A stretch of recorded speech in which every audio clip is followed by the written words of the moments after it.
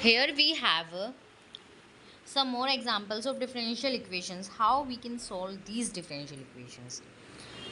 In example 1, how we solve it? We observe that this differential equation is not separable. Here we cannot separate x and with the dx and y with the dy. So we will first try to check whether this differential equation is exact or not.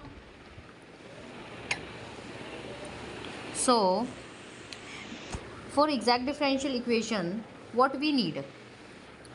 We need for equation of the form mdx plus ndy equal to 0.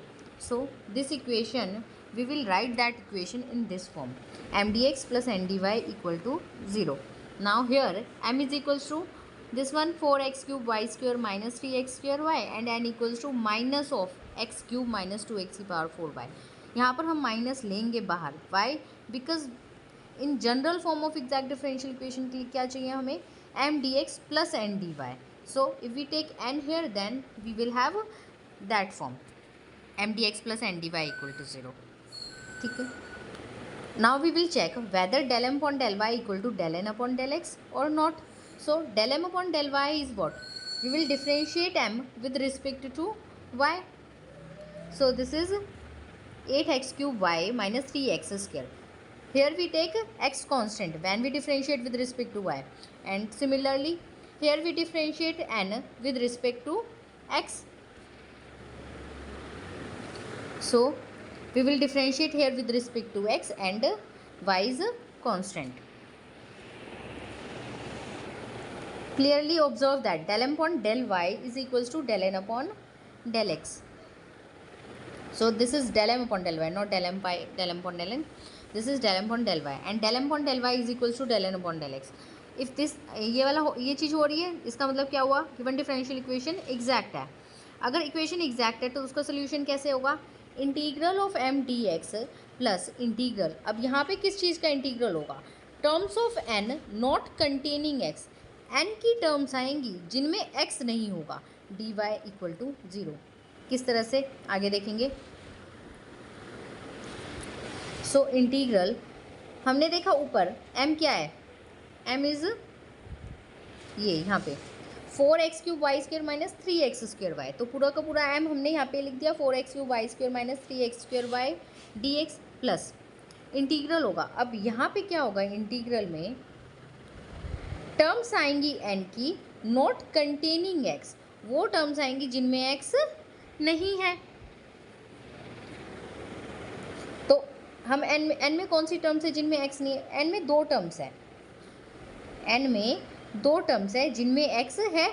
x cube minus 2x की power 4y. ये दो terms है इनमें x है. तो इसका मतलब वहाँ पे क्या आ जाएगा? 0 आ जाएगा. 0 D Y equal to C. अब क्या करेंगे? Just integrate. This is now we are integrating this thing with respect to X. With respect to X integrate करेंगे. सो एक्स की power 4 Y square minus X cube Y हो जाएगा equal to C. And यहाँ पे with respect to 0 integrate करेंगे तो 0 ही रहेगा और यहाँ पे आ जाएगा ये constant C. So this is our answer of the first example. Now we have second example. What was that? e raised to the power 2x y square dx plus e raised to the power 2x y minus 2y dy equal to 0. ठीक है. How we will solve it? We have this thing. Clearly here we cannot separate x and y, x with dx and y with dy. So this equation is not separable. Now we will check whether this equation is exact or not. ठीक है. This equation is of the form m dx plus n dy equal to 0. m dx ये हो गया, n dy equal to 0. So here m क्या हो जाएगा? e की power 2x y square हो गया n e की power 2x y minus 2y है वहाँ से. ठीक है. नाउ m जो होता है जिस टर्म के साथ dx लगा है उसको हम डिफ्रेंशिएट करते हैं विद रिस्पेक्ट टू y.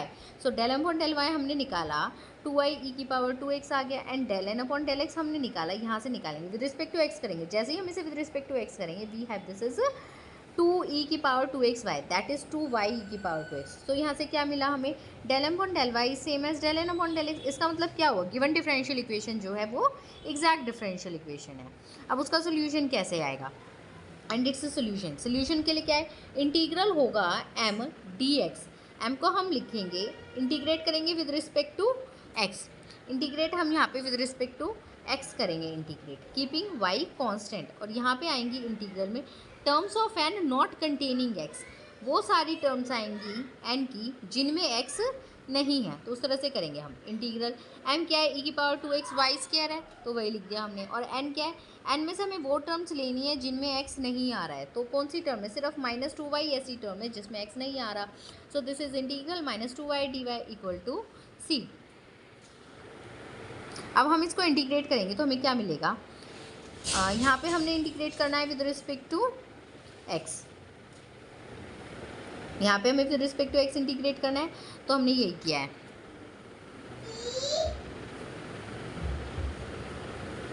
तो दिस इज वेट, हाँ या इंटीग्रेट करेंगे with respect to x। So half e⁻2x y square आ जाएगा, माइनस यहाँ पे इसका इंटीग्रेशन करेंगे minus y square equal to c आ जाएगा। y स्क्वायर को कॉमन रखेंगे यहाँ पे हम लोग, एंड y स्क्वायर को हमने इसको इधर ही रख, इस टर्म को हम इधर ले गए हैं और इधर से c को इधर ले आएंगे। सो this is half e⁻2x y square minus c बन जाएगा।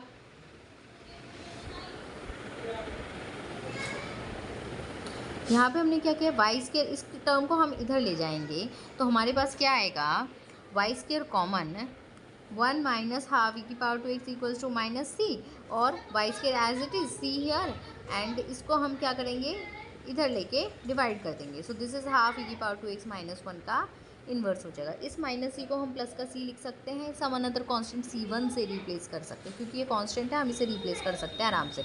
सो हमारे पास क्या सोल्यूशन आ जाएगा, ये आ जाएगा Y square equal to C half e⁻2x minus 1 का inverse. Now we have third example, what is it, dy by dx plus Y X upon x plus 1 e⁻ minus X X plus 1, इस तरह से हमें दे रखा है।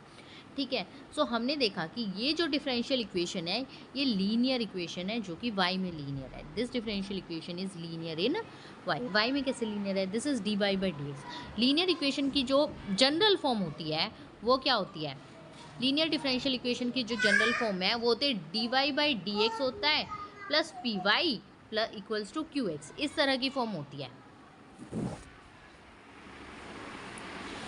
तो P Y plus equals to Q, इस तरह की फॉर्म होती है इसकी लीनियर डिफरेंशियल इक्वेशन की। अब यहाँ पर हमारे पास p क्या है, यहाँ पे हमारे पास जो p है वो ये टर्म है, this is p and this is q। So this is p and this is q।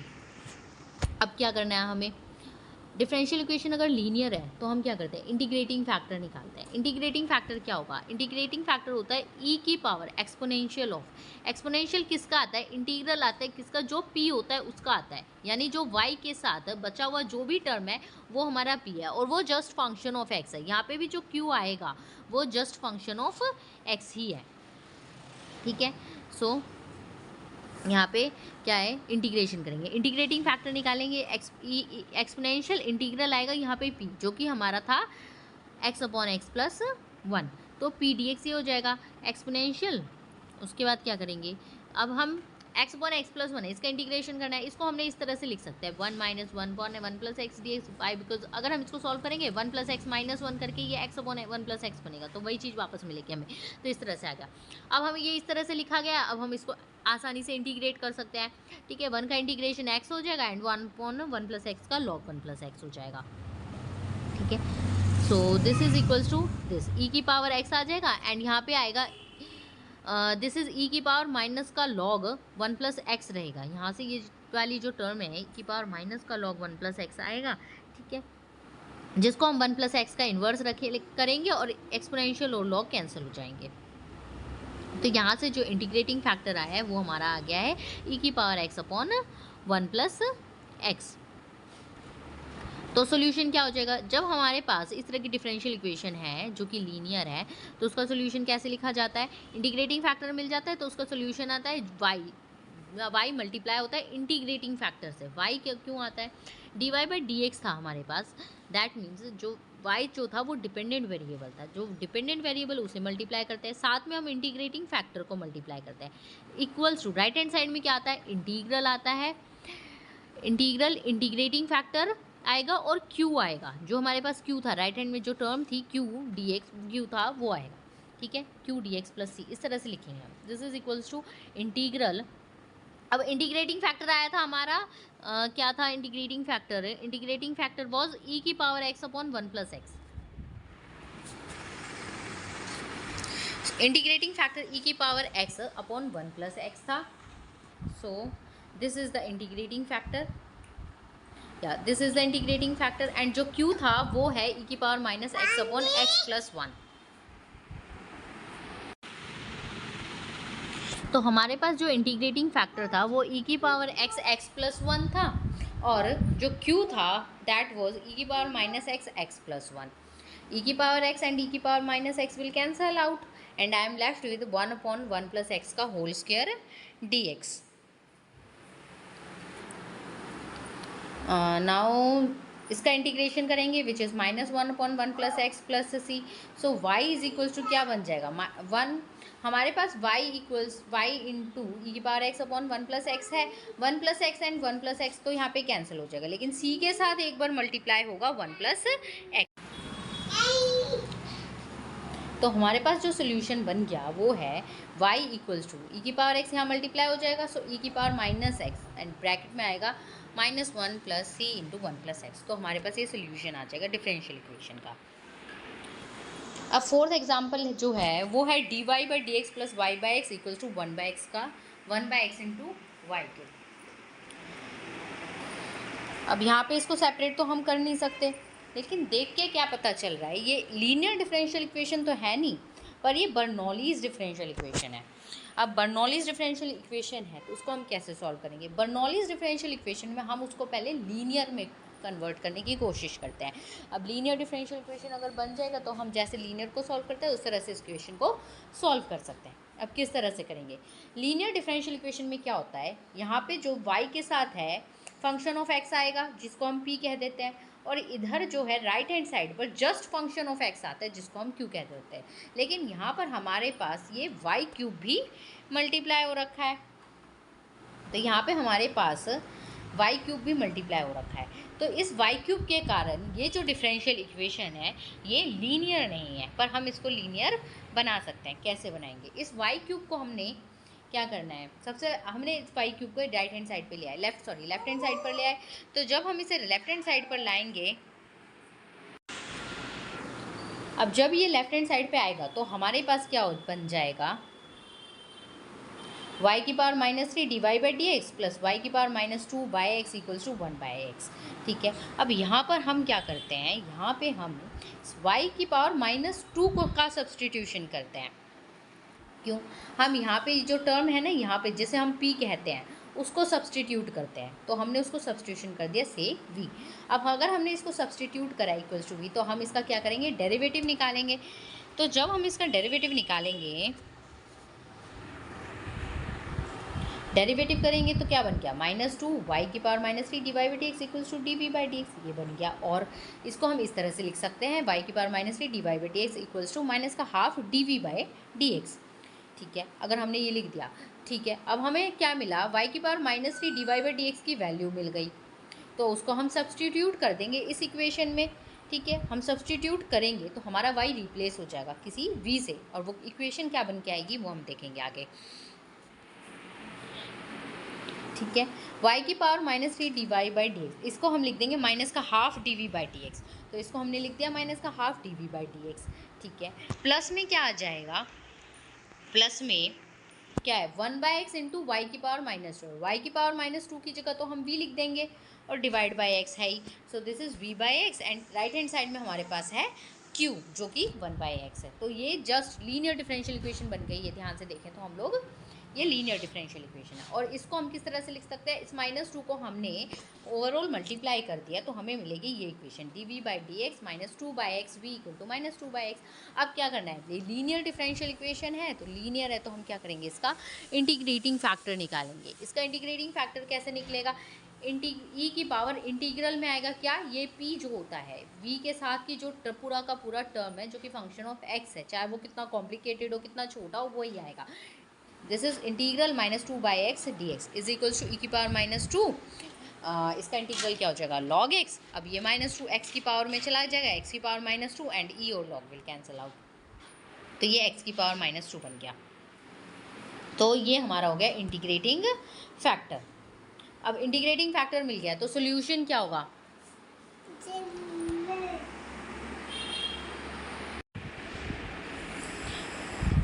Solution क्या होगा, जो हमारा इंटीग्रेटिंग फैक्टर है तो इसका सॉल्यूशन क्या हो जाएगा v इंटू एक्स की पावर -2। अब x की पावर -2 इंटीग्रेटिंग फैक्टर है और v से मल्टीप्लाई करेंगे, यहाँ पे dv/dx है, v से मल्टीप्लाई करेंगे जो कि हमारा डिपेंडेंट वेरिएबल है, इक्वल टू -2 इंटू इंटीग्रल आएगा, किसका इंटीग्रल आएगा, नॉट -2, इंटीग्रल होगा इस q का जो कि -2/x है। अब इंटीग्रेटिंग फैक्टर 1/x के उसके साथ मल्टीप्लाई करेंगे तो 1/x³ बन जाएगा ये, इसका इंटीग्रेशन करेंगे तो ये आएगा 1/x² + c। तो यहाँ पे इसका सोल्यूशन क्या मिल जाएगा हमें, y की पावर -2 1 + cx²। y की पावर -2 कैसे हो गया, ये v की जगह v was what was v, sorry what is v was y की power -2, so v was y की पावर -2। सो v की जगह पर जब हम y की पावर -2 लिख देंगे और x की पावर -2 उधर जाएगा तो x² मल्टीप्लाई होगा, जैसे ही x² मल्टीप्लाई होगा दिस इज 1 + cx² और y is equal to 1 + cx² की पावर माइनस का हाफ। तो यहाँ पे इसका ये सोल्यूशन आ जाएगा। उसके बाद हमारे पास लास्ट एग्जाम्पल है एग्जाम्पल 5 जो कि इस तरह से है 8x³ y - 12x³ dx + x की पावर 4 + 1 dy = 0। अब यहाँ पे अगर हम देखें इस x³ को अगर हम बाहर निकाल लें, यहाँ से x³ बाहर निकल जाएगा, जैसे ही मैं x³ को बाहर निकालूंगी यहाँ पे सिर्फ फंक्शन ऑफ y रह जाएगा। यहाँ पे वैसे तो y की पावर 0 होगी लेकिन वो फंक्शन ऑफ y ही माना जाएगा, ठीक है। सो dx है ही प्लस x की पावर 4 + 1 dy, ठीक है। यहाँ से हम कैसे करेंगे इसको, x³ तो यहाँ से आ जाएगा, x³ यहाँ से हम बाहर निकालेंगे तो हमारे पास बचेगा यहाँ पे 8y - 12 जो कि इधर डिवाइड में ले आएंगे हम dy के, और x³ dx है तो x की पावर 4 + 1 यहाँ पे ले आएंगे, तो हमारे पास ये बन के आ गया है, ठीक है। अब इसको अगर हमें इंटीग्रेट करना हो तो इसको तो हम आसानी से कर सकते हैं, लॉग लेंगे हम, लॉग करके आ जाएगा इसका इंटीग्रेशन। इसका इंटीग्रेशन करना है तो क्या करेंगे, नीचे वाले का सब्सटीट्यूशन कर दें अगर हम, तो इसका सब्सटीट्यूशन हमने t सब्सटीट्यूट कर दिया तो हमारे पास आया है x³ dx = dt/4 आ जाएगा, ठीक है। अब हम इंटीग्रेशन करेंगे तो x³ dx की जगह dt/4 लिख देंगे, तो उसकी जगह dt/4 लिख देंगे, वेट या सो दिस इज माइनस, यहाँ पे हमारे पास पहले से ही है, तो माइनस आ जाएगा dt/4 और x की पावर 4 + 1 की जगह पे t आ जाएगा, इक्वल टू dy 8y -12 आ जाएगा। अब इंटीग्रेट करेंगे हम तो हमें क्या मिलेगा, ये इंटीग्रेट कर देंगे, सो दिस इज माइनस का 1/4 log t आएगा, बट t का तो हमने सब्सटीट्यूशन करा था x की power 4 + 1, so this is log x की पावर 4 + 1 आ जाएगा। दिस इज इक्वल्स टू 1/8, यहाँ पे हमने क्या किया है, इंटीग्रेट करा है। कैसे इंटीग्रेट करा है, इसका होता है लॉग, नीचे जो भी है उसका लॉग ले लेते हैं, सो log 8y - 12 और 8 से हम डिवाइड कर देंगे यहाँ पे, प्लस log c ऐड कर देंगे। कांस्टेंट हम log c का ऐड कर सकते हैं, कांस्टेंट हम कुछ भी ऐड कर सकते हैं, पर जैसा कि हमें सही लगे, जैसा हमें लगे कि हाँ इससे हमारा आंसर और ईजी वे में आ जाएगा तो हम उस हिसाब से ऐड करते हैं। तो यहाँ log c ऐड करा है, हम e की पावर c भी ऐड कर देते, लेकिन उसके बाद हमारी जो इक्वेशन है और वेरीफाई नहीं हो और सॉल्व नहीं हो पाती, तो हमने यहाँ पे log c ऐड कर दिया है, ठीक है। हमने यहाँ पे ये ऐड कर दिया, दिस इज x की पावर 4 + 1 की पावर -2, ये कैसे आया। अब यहाँ पे जैसे ये 8 है, इस 8 को इधर और इधर मल्टीप्लाई करेंगे तो यहाँ पे तो 8 log c करके जो बनेगा वो तो एक अनदर कांस्टेंट हो गया, ठीक है। और यहाँ पे अगर हम 8 मल्टीप्लाई करेंगे तो यहाँ पे तो -2 रह जाएगा, 4 से कैंसिल आउट हो गए, -2 को हमने x की पावर 4 + 1 की पावर -2 ले लिया और log रह जाएगा, और यहाँ पे c1 कांस्टेंट आ जाएगा, 8y - 12, 8 इधर मल्टीप्लाई हो गई, यहाँ पे तो कुछ नहीं मिलेगा, यहाँ पे log ऑफ c × वेट लिखना पड़ेगा यहाँ पे, दिस इज जैसे ही मल्टीप्लाई करेंगे तो हमारे पास यहाँ पे एक्चुअली में क्या आता, माइनस का 2 लॉग करके ये वाली टर्म आती। दिस इज़ इक्वल्स टू, यहाँ पे लॉग करके ये टर्म रहती और यहाँ पे रह जाता प्लस का 8 लॉग सी, इस तरह से रह जाता अगर हम 8 को इधर मल्टीप्लाई करते हैं तो। अब क्या हुआ है, इसको हमने क्या कर दिया, ये लॉग लॉग हटा दिए, लॉग तो रखे हैं, यहाँ पे क्या किया है इन्होंने, लॉग तो रख लिए, ठीक है। x की पावर 4 + 1 की पावर -2 बन गई यहाँ पे। दिस इज इक्वल्स टू, यहाँ पे लॉग ही रहेगा और c की पावर 8 बनेगी, वहाँ पे 8 log c आ रहा था तो वो c की पावर 8 बना दिया हमने, और 8y - 12 ये वाली टर्म भी आ जाएगी यहाँ पे, ठीक है। उसके बाद ये log और ये log कैंसिल हो जाएगा, तो हमारे पास क्या टर्म बन के आएगी अल्टीमेटली, x की पावर 4 + 1 की पावर -2 c1 8y - 12, तो यहाँ से ये बन के आ जाएगा।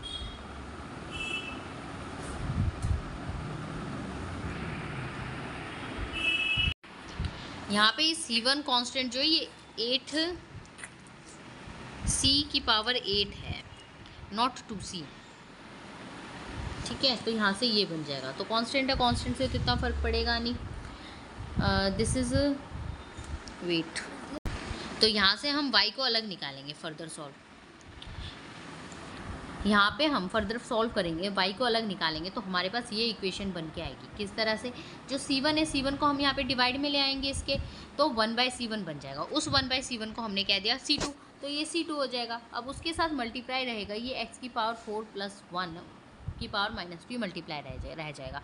अब यहाँ और यहाँ पे हमारे पास बच जाएगी 8y - 12, वहाँ से हम 12 इधर ले आएंगे और 8y बच जाएगा यहाँ पे, तो यहाँ पे 8y बच जाएगा, उस 8 को हम डिवाइड में ले आएंगे तो हमारे पास सिर्फ y = ये टर्म निकल के आ जाएगी, तो y = ये निकल के आ जाएगा अल्टीमेटली हमारे पास।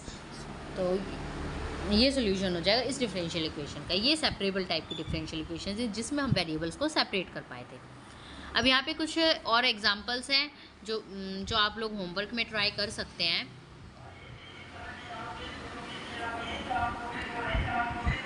सो these are what examples like this, so log dy/dx = 3x + 4y, इसको कैसे सॉल्व करेंगे, इसके लिए क्या करना है, हम एक्सपोनेंशियल ले लेंगे बोथ साइड। जब हम एक्सपोनेंशियल लेंगे बोथ साइड तो यहाँ पे क्या बच जाएगा, dy/dx बचेगा और यहाँ पे बचेगा e की पावर 3x + 4y लिख दो, या e की पावर 3x मल्टीप्लाई में ये 4y, ठीक है। और यहाँ dy/dx है ही, तो y dy/dx होगा यहाँ पे, ठीक है।